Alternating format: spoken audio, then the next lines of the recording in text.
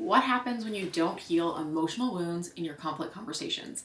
Hi, I'm Amber Dawson. I'm a psychologist, couples therapist, and founder of Ember Relationship Psychology. My goal is to help couples with conversations so they feel loved and heard. So, what does happen if you don't heal those emotional wounds in your relationship? I mean, have you and your partner ever gotten into a bad fight and then not found a way to address it? How did you feel after? Did you find yourselves drifting further and further apart? Maybe you felt some underlying resentment or pain festering beneath the surface. This is what happens when we don't heal our emotional wounds. I want you to imagine going to the beach and you start just digging some sand. You just, dig 3 or 4 or 5 shovels of that sand out. Now, how easy is it going to be to fill in that hole? Probably pretty easy. You could just kick some sand in there and boom, away you go.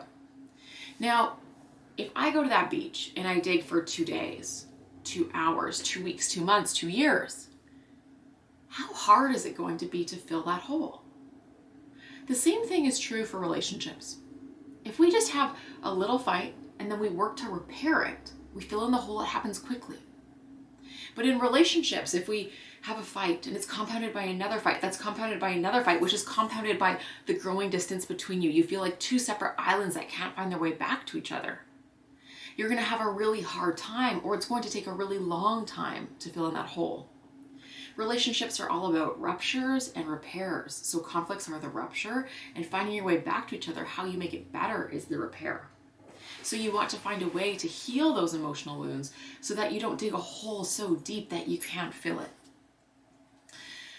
So I hope you found this video helpful, and we'll talk to you soon about more things that could help your relationship.